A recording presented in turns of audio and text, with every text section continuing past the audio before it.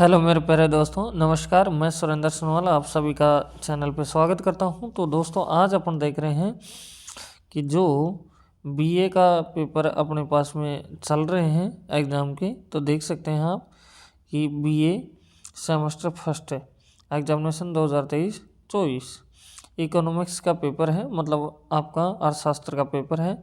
आप देख सकते हैं इकोनॉमिक्स कंसेप्ट एंड मेथड आपके पास में ये पेपर के कोड हैं। इसकी ओमार सीट ये मिली है। 2.5 घंटे का पेपर है। और नंबर की बात करें तो 100 नंबर आपको मिल रहे हैं नॉन कोलिगेट के लिए, और रेगुलर के लिए 80 नंबर का ये पेपर रहने वाला है। तो दोस्तों, अब अपन चलते हैं बगैर देरी के सभी क्वेश्चनों की। मैं आपको बता दूं, पूरे क्वेश्चनों की मैं आंसर की बताने वाला हूं, तो आप वीडियो में बने रहें, वीडियो को छोड़ करके ना जाएं। सभी प्रश्नों के उत्तर आप देखिए और सभी प्रश्न आपके ऑप्शनल हैं। तो दोस्तों, सबसे पहले आपको दे रखा है, मैं इंग्लिश और हिंदी दोनों में बताऊंगा। मुद्रा वह धुरी है जिस पर अर्थ विज्ञान चक्कर लगाता है। तो ये कथन किसके लिए कहा गया है? तो ये कथन कहा है किसने? मार्शल ने। फिर नेक्स्ट में दे रखा है भारतीय रुपया है, तो भारतीय रुपया है ऐच्छिक मुद्रा। तो इसका भी आप आंसर कर सकते हैं। अब चलते हैं दोस्तों नेक्स्ट क्वेश्चन के ऊपर। और नेक्स्ट में आपको दे रखा है, ये भी देखें कि मुद्रा के मूल्य में वृद्धि से तात्पर्य है। तो इस थर्ड का आंसर होगा आपका ए। फिर इसके बाद में दे रखा है M3 मुद्रा है, तो इसका आंसर अपन को बताना है फोर्थ क्वेश्चन का। तो इसका आंसर होगा आपका बी। अब चलते हैं नेक्स्ट क्वेश्चन के ऊपर। 5 नंबर क्वेश्चन में 5 में आपको क्या दे रखा है कि फिशर के समीकरण में कुल मुद्रा पूर्ति है। तो इसका आंसर आपको बताना है। तो 5 का जो आंसर होगा ये आपको होगा उपयुक्त में से कोई नहीं। तो अब चलते हैं दोस्तों छठे क्वेश्चन पे। तो छठे क्वेश्चन में क्या दे रखा है, देखो ध्यान से। बोला जा रहा है फिशर के समीकरण में वी का अर्थ है। वी का अर्थ क्या है, ये अब बात अपन को बताना है। तो इसका होता है मुद्रा की चलन गति। फिर सातवां क्वेश्चन आता है, इसमें बोला जा रहा है उच्च शक्ति मुद्रा है। तो सातवें क्वेश्चन में इसका आंसर होगा सी। फिर बोला जा रहा है किन्स का वास्तविक शेष समीकरण है। तो इसका आंसर आपको देना है दोस्तों। तो 8वां क्वेश्चन है जिसका आंसर होगा डी। आधुनिक मुद्रा परिमाण सिद्धांत किसने दिया? तो ये आपको उत्तर बताना है। तो ये आंसर होगा आपका मिल्टन फ्रीडमैन ने। आप ये टिक देख रहे होंगे, लेकिन ये किसी बच्चे से पेपर लिया गया है, तो ये आंसर इसका नहीं होगा, सी आंसर ही होगा। आगे बोला जा रहा है कैम्ब्रिज समीकरण में के का अर्थ है। तो इसका आंसर होगा आपका ए। ये आप देख सकते हैं। अब चलते हैं 11 क्वेश्चन पे। 11 क्वेश्चन में आपको बोला जा रहा है, देखो ध्यान से, कि P = KR/M बड़ा bracket C + H small bracket I - C फिर बड़ा ब्रैकेट किसका समीकरण है, ये आपसे पूछा जा रहा है। तो यह है पीगू का समीकरण। फिर बोला जा रहा मुद्रा की मांग का तरलता पसंदगी सिद्धांत किसने दिया है? तो इसका आंसर अपना होगा यहाँ से केन्स ने दी है। फिर उसके बाद देख रहे हैं अपन यहाँ से फिशर का मुद्रा परिमाण सिद्धांत किस पर आधारित है। तो ये बात अपन से पूछ रहा है। तो इसका जो आंसर होगा ये होगा सी। फिर बोला जा रहा है कीमत स्तर एवं मुद्रा के मूल्य में संबंध होता है। तो इनका जो क्या संबंध होता है, तो ये बताना है। तो इसमें से उपरोक्त में से कोई भी संबंध नहीं दिया गया है, तो डी ऑप्शन आपका हो जाएगा। 15 क्वेश्चन की बात करें तो बोला जा रहा है फिशर के परिमाण सिद्धांत में पी कौन सा घटक है। तो ये ऋणात्मक घटक है, ये आप देख सकते हैं। अब चलते हैं दोस्तों नेक्स्ट क्वेश्चन में। 16वां क्वेश्चन। 16वें क्वेश्चन में आपको दे रखा है कि मिल्टन फ्रीडमैन के समीकरण में आरबी का क्या अर्थ है। तो ये है बैंक की ब्याज दर का से अर्थ है। फिर 17वां क्वेश्चन आता है। तो 17वें क्वेश्चन में आपको दे रखा है कि विनिमय दर से तात्पर्य उस दर से है जिस पर निम्नलिखित का आदान प्रदान किया जाता है। तो इसमें आंसर आपको जो 17 में आंसर होगा ये होगा डी आंसर हो जाएगा।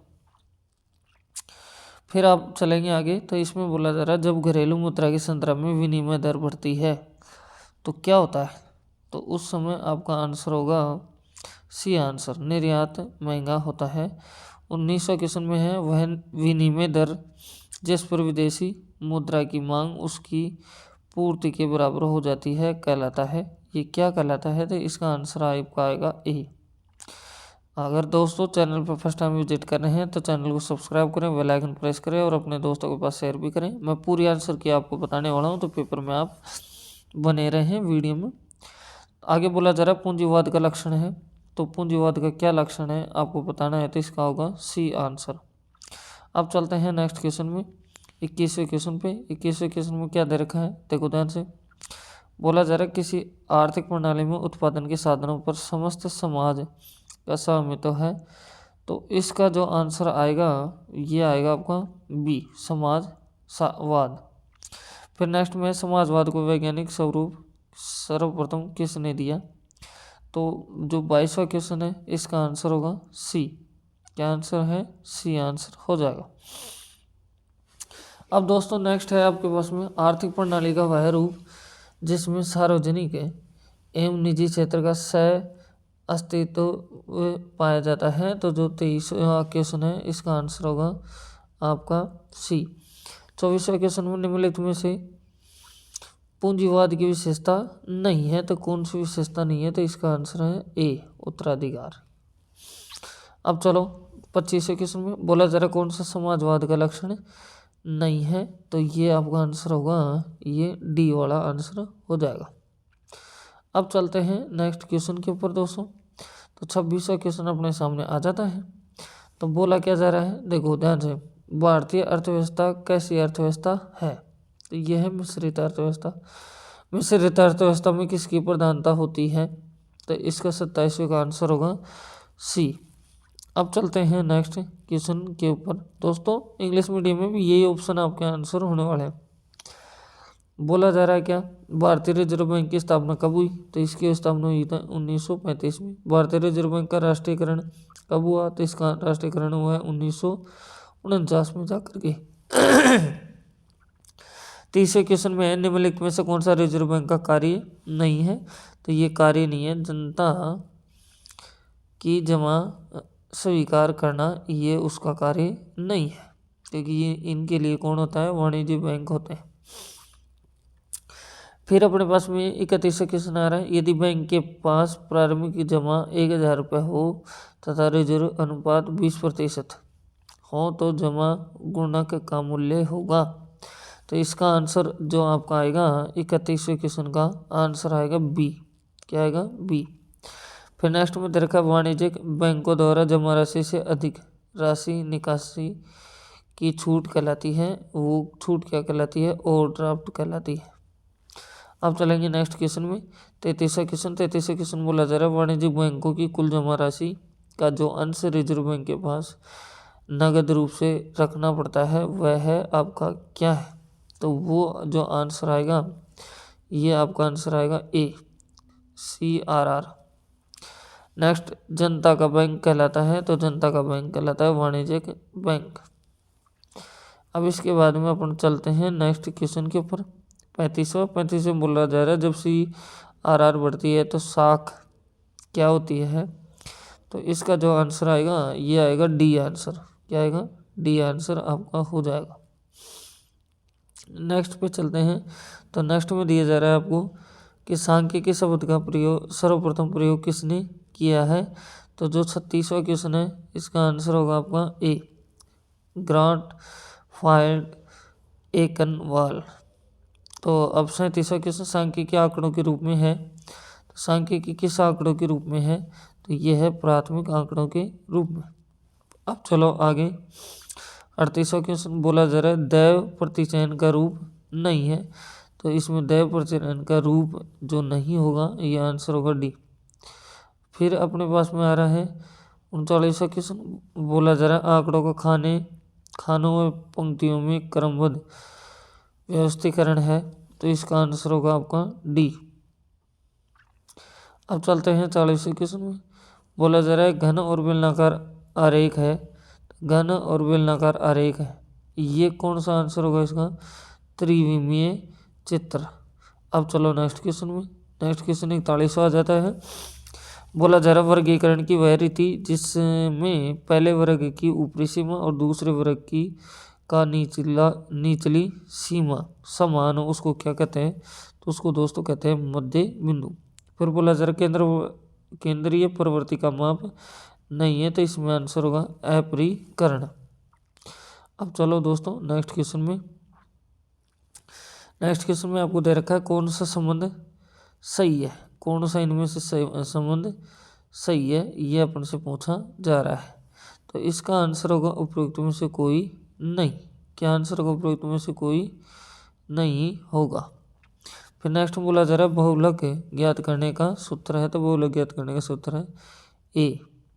अब इसके बाद में बात करते हैं 45वें नंबर की क्वेश्चन की। तो मैं यहाँ समूहन रीति का प्रयोग किया जाता है, तो किसके लिए किया जाता है? ये बहुलक के लिए किया जाता है। अब चलो नेक्स्ट क्वेश्चन आगे। नेक्स्ट में आपको क्या दे रखा है? 9, 8, 27, 36, 45 का समांतर माध्य ज्ञात कीजिए। तो इसका समांतर माध्य होगा आपको कितना? 25।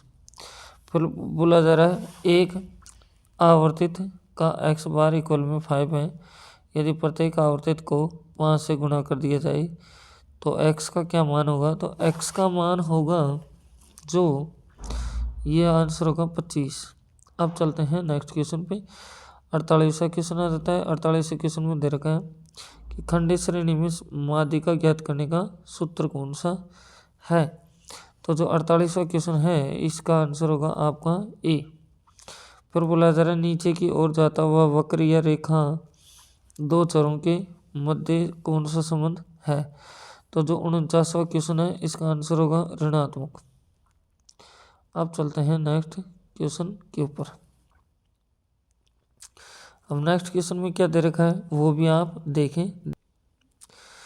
देखो दोस्तों, अब अपना रहे हैं 50वें क्वेश्चन में। तो पूर्ति वक्र का आकार होता है, तो पूर्ति वक्र का जो आकार होता है ये होता है आपका क्षैतिज, यहाँ से क्षैतिजिक। ये सी ऑप्शन आपका राइट हो जाएगा। अब चलते हैं 51वें क्वेश्चन में। 51वें क्वेश्चन में जब दे रखा है कि जब उपयोगिता अधिकतम होती है तब सीमांत उपयोगिता होगी, तो क्या होगी? इसका 51वें नंबर का आंसर होगा आपका 0। सीमांत आगम MR है, तो इसका आंसर जो 52वां क्वेश्चन है इसका आंसर आपका आएगा सी। इनमें दोनों ही आपके फर्स्ट और सेकंड सही है। फिर 45वां क्वेश्चन आ रहा है निम्नलिखित में से यू का आकार नहीं है। यू का आकार किसका नहीं है? देखो ध्यान से, तो इसका AFC का नहीं है। फिर बोला जा रहा है मांग समीकरण t बराबर 100 - 10p में p का ढाल है। तो जो p का ढाल होगा जो आपके आएगा ये आएगा सी ऑप्शन। क्या आएगा? C option -10। फिर उसके बाद में 55वां क्वेश्चन आ रहा है। बोला जा रहा है s बराबर 20 + 10p कैसा फलनात्मक संबंध है? तो इसका जो 55वें क्वेश्चन का आंसर आपका आएगा रेखीय धनात्मक। ठीक है, रेखीय धनात्मक। अब 56 नंबर का क्वेश्चन आ रहा था। इसमें बोला जा रहा है y बराबर 16x² का अवकलन ज्ञात कीजिए। तो इसका अवकलन होगा आपका 32x। फिर बोला जा रहा है y बराबर 8 हो तो dy/dx होगा। तो इस समय इसका dy/dx आपका होगा 0, क्योंकि कांस्टेंट नंबर है। कांस्टेंट नंबर का कभी भी ऐसे होता नहीं है ना। और फिर 58वां नंबर का क्वेश्चन आ रहा था y बराबर 2√x है तो dy/dx होगा। तो अपना आंसर है इसमें ए। क्या आंसर है? ए। फिर बोला जा रहा है y बराबर x² + 6 होल स्क्वायर है तो dy/dx होगा। तो इसका dy/dx निकालोगे आप, तो इसका आंसर आएगा आपका ये सी। अब चलते हैं नेक्स्ट क्वेश्चन के ऊपर दोस्तों।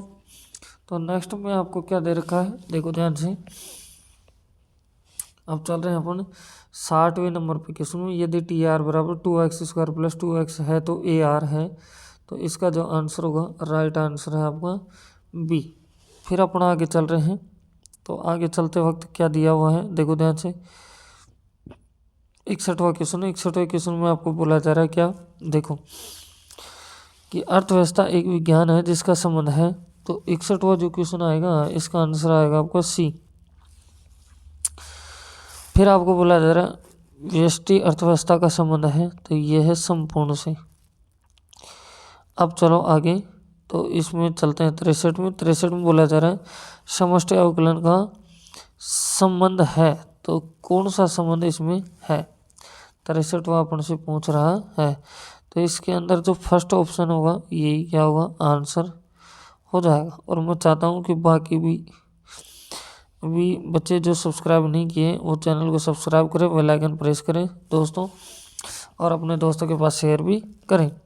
अब 65वां नंबर का क्वेश्चन आ रहा है, जिसमें बोला जा रहा है समष्टि अर्थव्यवस्था का उदाहरण है, तो समष्टि अर्थव्यवस्था का उदाहरण है जो आपका है जैसे ए, उत्पादन का सिद्धांत। अब चलते हैं अपन नेक्स्ट क्वेश्चन में। अगर दोस्तों चैनल को सब्सक्राइब करें, और मैंने बाकी पेपर भी आपके लिए अपलोड कर दिए हैं, चैनल पर जाके विजिट करके देख सकते हैं। सभी सब्जेक्ट के पेपर ऐसे ही मैंने उनकी भी आंसर की आपके लिए बना रखी है, तो उसको भी देखें। फिर आपको बोला जा रहा है अर्थशास्त्र को धन का विज्ञान कहते हैं, तो किसको कहते हैं? तो जो 66वें नंबर का क्वेश्चन है ये होगा आपका पहला आंसर, एडम स्मिथ। आपका क्या हो जाएगा, एडम स्मिथ आपका आ जाएगा। ठीक है, इसका आंसर ये होगा। फिर बोला जा रहा है द वर्ड ऑफ नोटेशन पुस्तक के लेखक हैं, तो इसका एडम स्मिथ है। 68वां क्वेश्चन आता है अर्थशास्त्र को वास्तविक विज्ञान किस अर्थशास्त्री ने माना है, तो ये किस वैज्ञानिक ने माना है? तो इसका आंसर होगा आपका क्या, रॉबिन्स। क्या आंसर आएगा, रॉबिन्स आंसर आपका हो जाएगा। फिर बोला जा रहा है वास्तविक अर्थशास्त्र आधारित है, तो वास्तविक अर्थशास्त्र जो आधारित होगा ये होगा तथ्यों पर। 17वां नंबर का क्वेश्चन आ रहा है, जिसमें बोला जा रहा है आदर्शवादी अर्थव्यवस्था आधारित है, तो ये किसके ऊपर आधारित है, ये अपन से पूछ रहा है, तो ये है नैतिक मूल्यों के ऊपर आधारित है। इसका आंसर ये हो जाएगा। अब चलते हैं दोस्तों नेक्स्ट आगे, तो जो 17वां क्वेश्चन आ रहा है इसमें क्या दिया जा रहा है, देखो ध्यान से अच्छे से समझना। तो बोला जा रहा है कि उत्पादन संभावना कब होती है, तो 71वां क्वेश्चन है, इसका आंसर होगा आपका डी। फिर बोला जा रहा है कौन सी आर्थिक समस्या उत्पादन को समाज के सदस्यों के बीच वितरण से संबंधित है, तो जो 72वां क्वेश्चन है इसका आंसर होगा बी। फिर उसके बाद में चलेंगे आगे, यहाँ तक अपन ने कर लिया है। 73वां क्वेश्चन आ रहा है कौन सी आर्थिक समस्या वस्तुओं और सेवाओं के उत्पादन से संबंधित है, तो जो 73वां क्वेश्चन है इसका आंसर होगा फर्स्ट। क्या आंसर हो जाएगा, फर्स्ट आंसर हो जाएगा। फिर बोला जा रहा है कौन सी आर्थिक समस्या इन प्रश्नों से संबंधित है कि क्या समाज के सभी उपलब्ध संसाधन पूरी तरह से उपयोग में लाए जा रहे हैं, तो जो 74वां क्वेश्चन है इसका आंसर आपके पास में आएगा डी। अब चलो दोस्तों नेक्स्ट क्वेश्चन पे, तो नेक्स्ट में क्या दे रखा है, देखो ध्यान से कि समय के निश्चित बिंदु पर मापी जाने वाली मात्रा है, तो इनमें से मात्रा आपको बतानी है। 75वां नंबर का क्वेश्चन है, तो इसमें आप देख सकते हैं, तो इसका आंसर होगा डी, सी। क्या नाम होगा, सी इसका नाम हो जाएगा।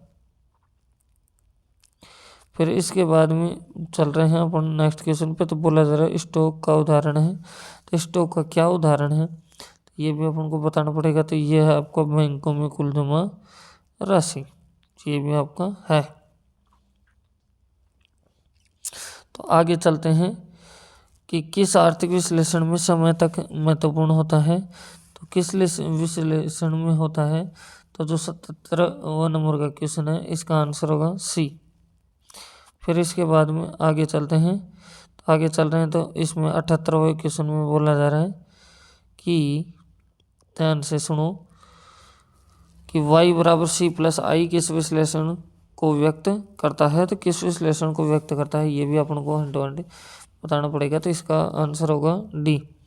फिर बोला जा रहा है किस आर्थिक विश्लेषण को कीमत सिद्धांत कहा गया है, तो जो 79 नंबर का क्वेश्चन है इसको कहा जा रहा है ए ऑप्शन को।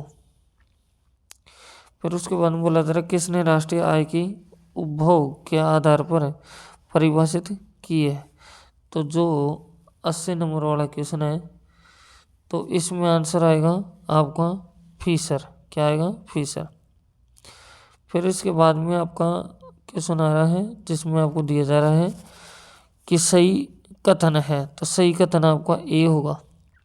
राष्ट्रीय आय के मापने की सामाजिक सेवा नीति विधि किसने दी है। तो भाई ऐसे क्वेश्चन है तो इसका आंसर आएगा आपका डी, रिचर्ड स्टोन। ये आपको दे रखा है। नेक्स्ट क्वेश्चन पे आप चलेंगे तो अब अपन पूछ गए यहाँ से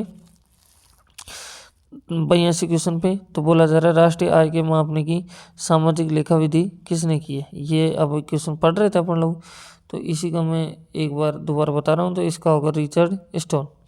फिर अपन चल रहे हैं 83 क्वेश्चन में जिसमें बोला जा रहा है आपको क्या कि राष्ट्रीय आय समिति का गठन कब किया गया। तो राष्ट्रीय आय समिति का गठन कब किया गया। तो इसका आंसर होगा ए 1949 में।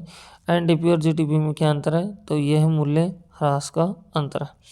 फिर उसके बाद में आपके पास में आ रहा है 85 नंबर क्वेश्चन। 85 में बोला जा रहा है जीएनपी में क्या शामिल नहीं होता है। तो जीएनपी में स्थानांतरण भुगतान शामिल नहीं होता है। तो अब चल रहे हैं आगे क्वेश्चन 86 नंबर पे। 86 नंबर पे बोला जा रहा है कि सार्वजनिक ऋणों पर ब्याज क्या है। तो ये अपन को 86 नंबर का जो जवाब देना ये होगा आपका सी आंसर।